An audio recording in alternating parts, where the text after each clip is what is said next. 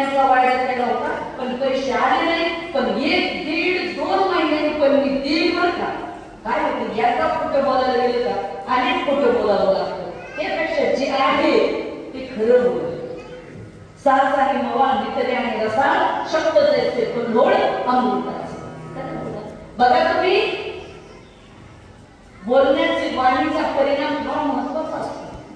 संत वामनभाऊ ऐकून आहात तुम्ही, त्यांनी शाप दिला तर लोकांचं वाटलं व्हायचं. भगवान बाबांनी आशीर्वाद दिला की कल्याण व्हायचं.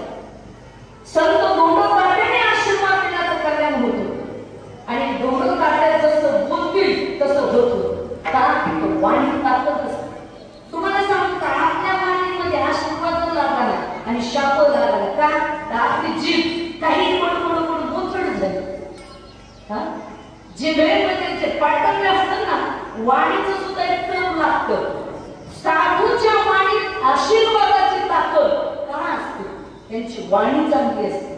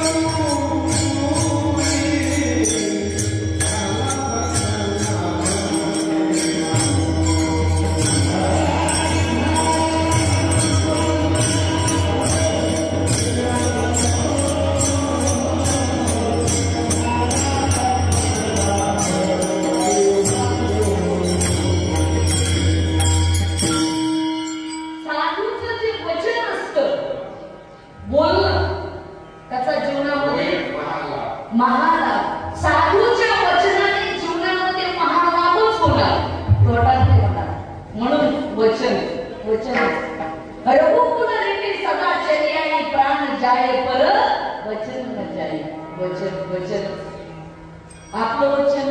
काही माणसं काय म्हणतात गावात, काही जर म्हणले हे असं म्हणले नाही, काय खरं नाही. पण काही म्हणले काही माणसाने नाही, तो माणूस वचनाला पक्का बरं का शब्दाचा, ते नक्कीच ते काम करतील.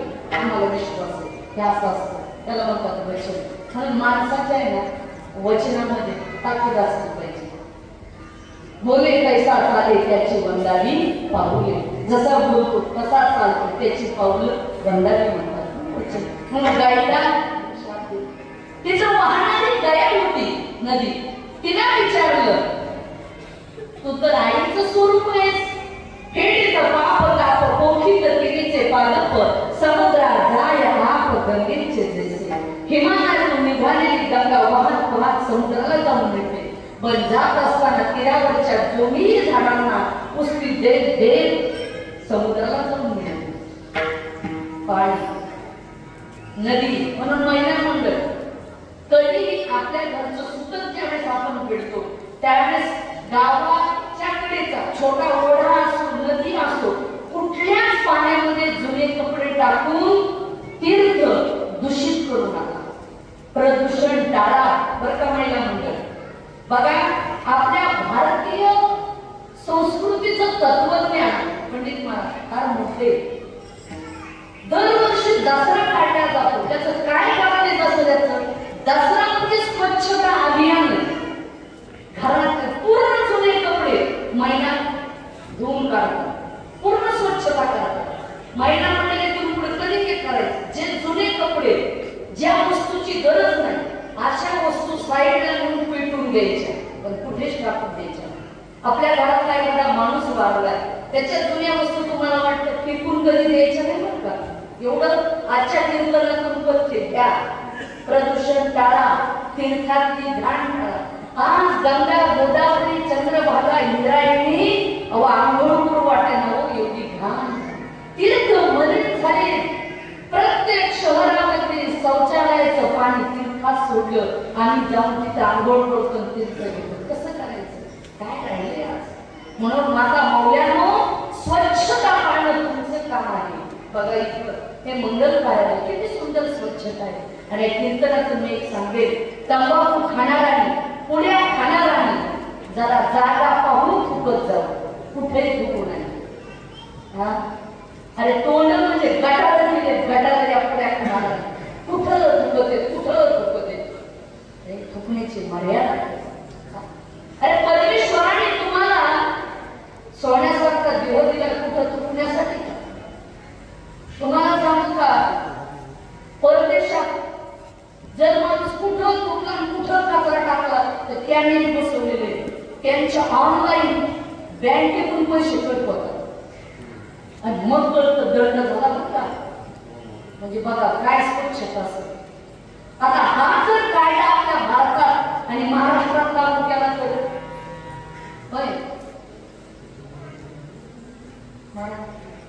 कसं होईल? इकडे आपला हा जर कायदा लागू केला, स्वच्छता अभियान, अजूनही लोकांना मॅनर्स नाही. तुम्ही काही म्हणा, जेवायला घेताना किती लग्नात बघा तुम्ही, अर्ध चालतात आणि अर्ध पातळच असतं. एक लक्षात ठेवा, अन्न जरी फुकटचं असलं ना तरी अन्न पूर्ण ब्रह्म आहे. आपल्याला लागेल एवढंच घ्या, ताटात खरकट टाकू नका. पण ही सुद्धा शिस्त आपल्या आयुष्यात आपल्याला जमत नाही.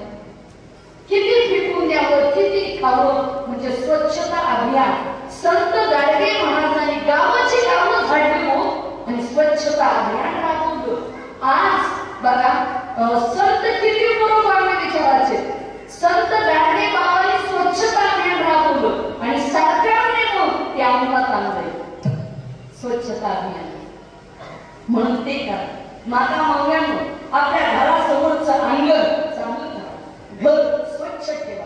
ज्याच्या अंगणासमोर एखादं का होईना झाड आहे आणि जिथे स्वच्छता आहे तिथं लक्ष्मीचा वास आहे. लक्षात ठेवा, लक्ष्मीचा वास. आपल्या स्वतःला पण फ्रेश वाटतं. ज्या दिवशी तुम्ही नवीन साडी घाला, नवीन कपडे घाला, फ्रेश वाटतं. जसं वरून आपण नवीन घातल्यानंतर फ्रेश वाटतं, तसं आतूनही स्वच्छ व्हा आणि बाहेरूनही स्वच्छ व्हा. तणाचं ऑपरेशन डॉक्टर करतात आणि मनाचं ऑपरेशन संत करतात, धोंडवतात त्यासारखे. म्हणून माणूस वरूनही स्वच्छ पाहिजे ना, आतूनही स्वच्छ पाहिजे ना. म्हणून जाता जाता आपल्याला तेही उदाहरण सांगितलं. गंगा गोदावरी वाहणार बघा. पंढरपूर पाहिल्यावर होळकरांनी त्या काळामध्ये नदीचं खोलीकरण, रुंदीकरण केलं, नदीवर घाट बांधले, जवळपास 4-5 हजार मंदिराचं जीर्णोद्धार केला पुण्यश्लोक पाहिल्याबाई होळकरांनी. हे गरजेचं आहे, फार गरजेचं आहे. पाणी आडवा, पाणी जिरवा. सरकारने सुद्धा स्कीम आणली, बांध बंदिस्त करा, छोटे छोटे शेत तलाव करा. हे विचार खरंच खूप चांगले. पाणी शेतात जिरवा, एकमेकाची नका जिरवू. पण माणसं काय करतात, पाणी शेतात नाही जिरवत. बघू का याच्याकडे, करू का त्याचं अशी परिस्थिती. आमच्याकडे विचार आहे, आम्ही आचार, विचार, संस्कार आणि संस्कृती ज्याची चांगली आहे तीच माणसं जीवनामध्ये काहीतरी क्रांती घडू शकतात. नदी मग त्यावेळेस गया नदीला विचारलं सीतेने, तुझ्या पात्रामध्ये मी पिंडदान केलं. पण ती गया नदी खोटं बोलली. नाही म्हणे सीते, मी नाही पाहिलं पिंडदान केलेलं. खोटं बोलतीस, तुझ्या पाण्यात किडे पडतील आणि तू वरून बोलणारच नाही. जे गुप्त गयाला गेलेत ना, दादा तुम्ही गेले ना मातृगया, तिथं पिंडदानाचं महत्व आहे. तर अक्षरशः ती गया नदीवरून वाहतच नाही. जेवढ्या भागात स्थितीनं शाप दिलाय ना, वाळूच्या घालून पाणी वाहतं. विधी करायचं असेल तर वाळून उकळून विधी करा. आणि ते पाणी जर फार वेळ राहिलं तर आजही त्या पाण्यात किडे पडतात. बरं का मारायचं, अवश्य जाऊन एकदा पाहून ये मातृगया. आम्ही बराच वेळा तीर्थयात्रा घेऊन तिकडे गेलेलो आहोत. त्याच्यानंतर तिथं ब्राह्मण देवता होता. त्यांना विचारलं, तुम्ही तरी खरं सांगा. देवाने सांगितलं, सीते मी नाही पाहिलं पिंडदान केलेलं. म्हणजे काही झालं तरी समाधान होणार नाही त्यांचं.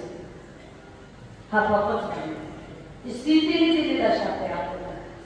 पुन्हा तिथे एक वडाचं झाड होतं. त्या वडाला म्हणले वडा तू तरी खाऊ. आता वडापाव छोट्यापासून वयस्करापर्यंत प्रत्येकाला आवडतो वडापाव, पण आवडत नाही. कधीतरी माणूस कष्ट करतोच, आम्हाला वडापाव खातच. म्हणजे वडा तू तरी खाऊ. या 5 पैकी फक्त वडाचं झाड खरं बोललं. प्रभू मी पाहिलं सीतेने पिंडदान केलं. सीतेने आशीर्वाद दिला वडाच्या झाडाला. बाबा 12 महिने तू सावली दिसली. बघा कुठल्याही झाडाचे पान खूप गळतात, पण एकमेव वडाचं झाड आहे की त्याचा पूर्ण झाडा कधीच होत नाही आणि गाढ सावली असते वडाच्या झाडाची. म्हणून शाळेमध्ये आम्हाला एक कविता होती. बाप्पाचे माझा वड, बाप्पाचे माझा वड, माया माझे फुले जाई, दोघांच्या सावलीची काय सांगू बडे जाई. बाप म्हणजे वडाचं झाड, आई म्हणजे फुले जाई. तुम्ही जर बाप रूपी वडाच्या झाडाखाली बसलात ना, आयुष्यात दुःख वेदना आणि झाड्या लागत नाही बघा. म्हणून तीही किंमत आपल्याला कळाली पाहिजे. म्हणून हे पिंडदानाचं महत्व सांगितलं. म्हणून पिंड, पण आमचे जगद्गुरु तुकोबाराय म्हणतात हा पिंड वेगळा, भाताचा त्याचा सोडावो. पण जगद्गुरु तुकोबाराय म्हणजे माझा जो देह आहे ना, मी देहरूपी पिंड माझ्याच हाताने मी भगवंताला समर्पित केला.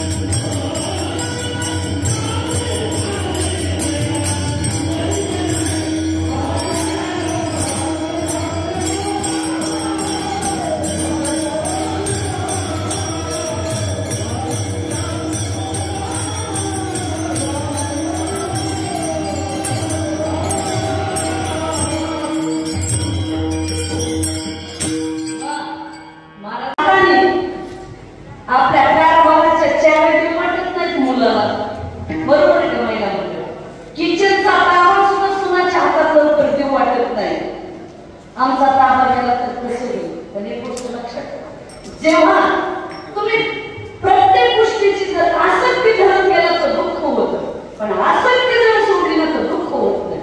पद्म पत्र निमम बसा, कमळाचं फुल पाण्यात असतं पण वरती काढलं तर पाण्याचा स्पर्श नसतो. कुठेतरी सोडायचा प्रयत्न करा बरं का माता मावल्या. प्रत्येक गोष्ट धरली दुःख सोडा. बघा आमच्या महाराजांनी डायरेक्ट शरीरच काही नाही. आणि कधी एक गोष्ट लक्षात ठेवा, जीवन जगताना तुम्हाला जर सुखी व्हायचं असेल ना, ज्यावेळेस मुलं वयात येतात आणि त्यांना वाटतं ना आम्ही काय भाव करावं द्या, त्यांनाही बघू द्या, त्यांनाही बघू द्या. प्रत्येक गोष्ट आपणच लावून नाही करायची. आमचे तुकाराम महाराज काय बोला सत्यो स्वतःचं शरीर परमेश्वराला समर्पित केले. बघा तुम्ही, म्हणून पिंड पदावरी दिला आपुली करी. माझे झाले गयावर्जन पिटले पितराचे ऋण. आता महाभारतामध्ये पिंडदान, रामायणामध्ये पिंडदान आणि पिंडदान करावंच लागतं. आणि या सगळ्याच्या पलीकडे जाऊन जिता माझे अन्न मेल्यावर पिंडदान. जिवंतपणे आई वडिलांना जीव घालायचं नाही. वाढल्यानंतर कोणी सांगितलं कावळ्याच्या रूपात आपले आई बाप आले, पिंड खाल्ला, मागून आले, पुढे चालले, चलत राहा. पण जिवंतपणेच का तुम्ही बघा, जोपर्यंत आई वडील चांगले तोपर्यंत लवकरच चांगलं खाऊ घालणार नाही. पण जेव्हा पेशंट आजारी पडतो, ज्याला सलाईन सुद्धा जमत नाही, त्यावेळेस मग बदाम, काजू, चिकू, नारळ पाणी म्हणजे पेशंटची सेवा करतात. त्यांची तब्येत चांगली होती आणि पेशंट सलाईनवर असतो. बरोबर आहे का? तेव्हा कशाला खाऊ घालतो? माता म्हणल्यानं आई जिवंत आहे, वडील जिवंत आहे, तोपर्यंत संसारातून 4-2 दिवस काढा आणि आई वडिलांची सेवा करा. बऱ्याच रीती अशा, जोपर्यंत आई जिवंत आहे तोपर्यंत 4 दिवस काढणार नाही. मुलाचे डबे, मासाची ड्युटी, दूध घालायचे गेलीला आणि वारल्यानंतर 10 काय 15 दिवस मुक्काम. बर का? सगळ्या रीतीने डोक्यात ठेवा. वारल्यानंतर 10 दिवस राहण्यापेक्षा जिवंत असताना 4 दिवस राहणार आणि आईची सेवा करा. गेल्यानंतर कोणी पाहिलं आमचे जे 10 दिवस मुक्कामाला थांबले नाही. आपल्या हाताने आपण करा. ते खरं पिंडाला बाकी काय आहे.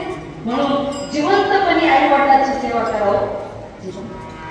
सध्या स्पर्धा परीक्षा झाल्या. एमपीएससी यूपीएससी परीक्षा द्यायची असेल तर तुम्हाला क्लासेससाठी कुणी पुण्याला जातंय, मुंबईला जातंय. आपला लातूर जिल्हा तर प्रसिद्धच आहे डॉक्टर होण्यासाठी. महाराष्ट्रातून विद्यार्थी लातूरला आहेत, लातूर पॅटर्न याच्यासाठी. पण तुम्हाला सांगू का, जास्त आणखी शिकायचं दिल्लीलाही जा, पण संस्काराचं विद्यापीठ या जगाच्या पाठीवर कुठेच नाही. फक्त जन्मदाते आई वडील एकमेव विद्यापीठ आहे.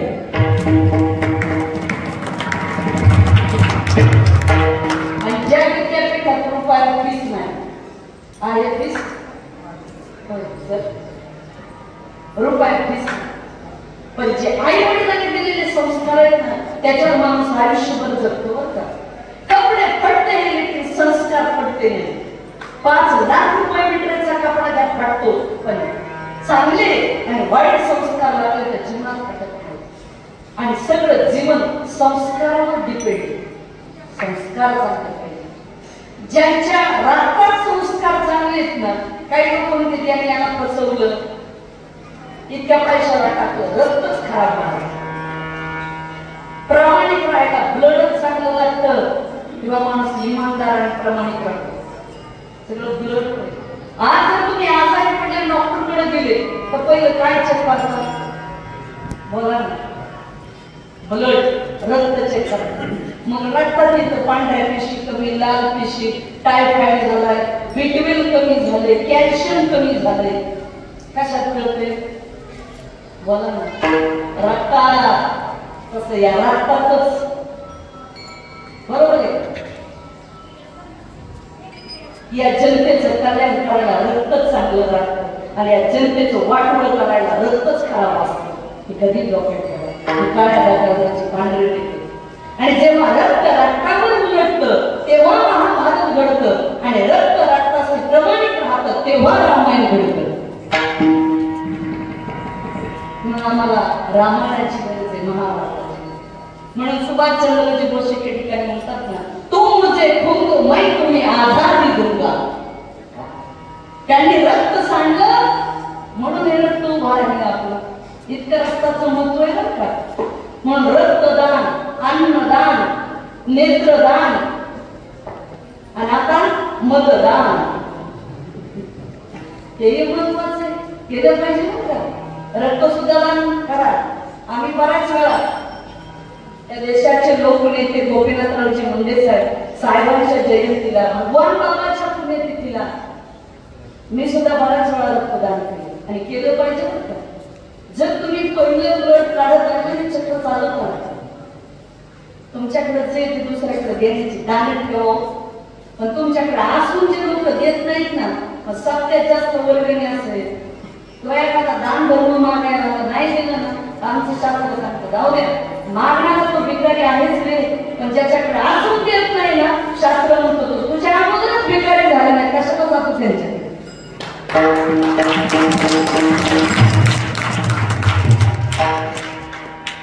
कधी डोक्यात ठेवा, धोंडोतात्याची पुण्यतिथी असेल, सप्ताह असेल, सगळे मंडळी देतातच देतात, पण ज्यांच्याकडे परमेश्वराने जास्त पैसे दिलेत ना, त्यांनी वाढवून द्या, परमेश्वर तुम्हाला अजून जास्त देईल. देत तर काय झाले, खऱ्या पैशावाल्याकडे पैशाला जन्म ठेवले,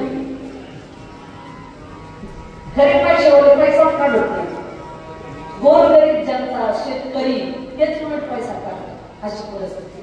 म्हणून दान धर्म करण्याचं सुद्धा डोक्यात ठेवा, त्याच्यासाठी सुद्धा संस्कार लागतात मायबापाचे चांगले, तर घडले जातं नाही काय. फेटले पितराचे ऋण, महाराजांची वाक्य फार जबरदस्त आहे. आई वडिलांचं ऋण फेडायचे. मला सांगा, महिला मंडळी, तरुण मंडळी, पुरुष मंडळी, जर एखादा मुलगा कलेक्टर झाला आणि तो म्हणला आई सांग तुझ्या दुधाची किती 800 रुपये किंमत झाली ती मी घेऊन टाकतो, फार गडबड करू. मला सांगा किती करोड रुपये, किती 800 रुपये दिले, आईच्या दुधाची किंमत होणार आहे. जगातली सगळी संपत्ती दिली तरी आईच्या दुधाची किंमत होणारच नाही, कारण आईच्या दुधावरच तुमचा जन्म आहे. काय तुम्ही जिवंत राहू शकता, दुधाची किंमत तुम्ही करू शकता. आपल्याला सांगेल आपण वारल्याच्या नंतर माणसाचं सर्व जुळून खाट होतं, पण दुसऱ्या दिवशी जेव्हा आपण सावरतो ना, तेव्हा ते काय म्हणतात, हस्ती. तिलाच म्हणतात हाडकं, हड्डी.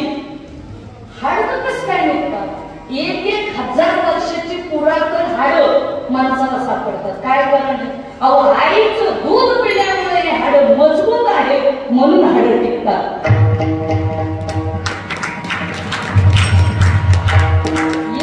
आईचं आणि लेकराचं मजबूत नातं असतं. कसं काय तुम्ही आईच्या ऋणातून मुक्त होऊ शकता? होऊ शकतो. 9 महिने 9 दिवस जिने आपल्या पोटात तुम्हाला वाढवले. एक जण स्वामी विवेकानंदाकडे गेला आणि स्वामीजीला म्हटला, स्वामीजी तुम्ही नेहमी आईलाच महत्व देता, बापाने नाही काय केलं? स्वामीजी म्हटलं तुझं बरोबर आहे, बापाने केले पण आईला जास्त का महत्व. म्हणजे इकडे 1-2 किलोचा दगड घेतला, त्याच्या पोटावर बांधला आणि त्याला सांगितलं तू फक्त 8 दिवस हा पोटावर तसाच दगड ठेवायचा. किती दिवस? 8 दिवस. जेवताना, झोपताना, उदगीरला जाताना, लातूरला जाताना, शेतात जाताना, आंघोळ करताना 24 तास हे दगड तसाच 8 दिवस ठेवायचा. मग माझ्याकडे कसं बसा 1 दिवस गेला, 2 दिवस गेले, अहो परेशान झाला. 3ऱ्या दिवशी आला स्वामीजीच्या पायात पडला. कळालं स्वामीजी ऐका, 2 किलोचा दगड पोटावर तुम्ही 4 दिवस ठेवू शकत नाही हो. ज्या माय बापाने 9